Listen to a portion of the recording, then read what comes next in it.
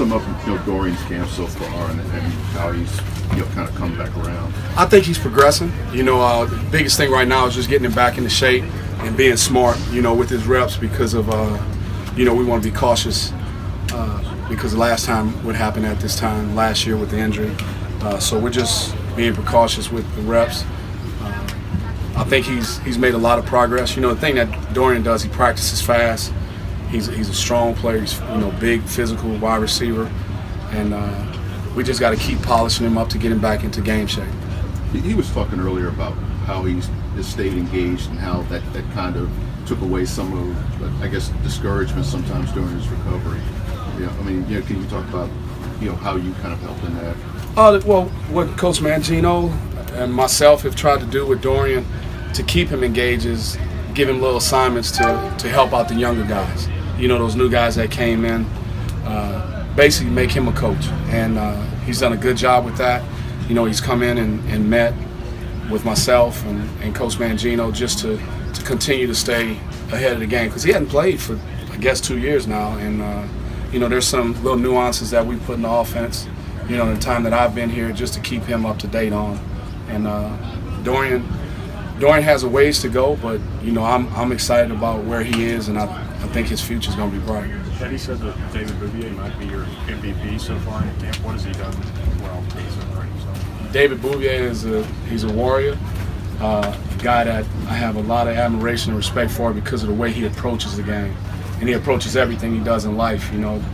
Kid attacks it in the classroom, he attacks it in our classroom.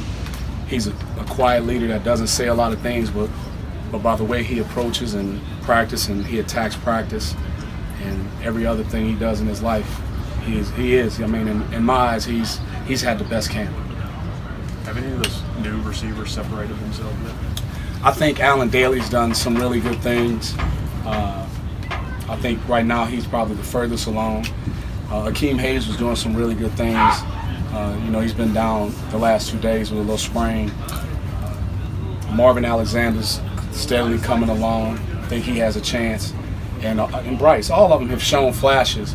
It's when they get their opportunities. Their opportunities have been a little bit limited because of, the guys they have in front of them right now. But I'd fail to mention, if I didn't mention, I think Brett Slusher's having a really good camp too. He's another one of those guys that just comes to work every day and performs. And the thing that we're trying to do is create competition in that room.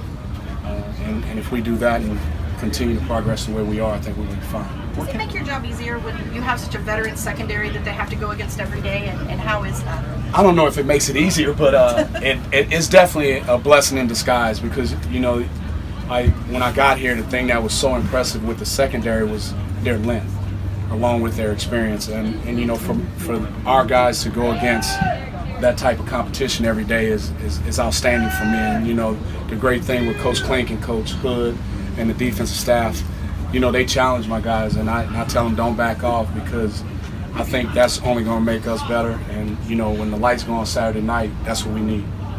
What can Akeem bring to that inside receiver group? I think he's a guy with tremendous quickness. He's a guy that's able to put his foot in the ground and go in a different direction really quick. He's very competitive for a small guy, which a lot of small guys are. They have that small man complex and has a chip on his shoulder, wants to prove that he can play at this level. The thing that he'll bring a change of pace.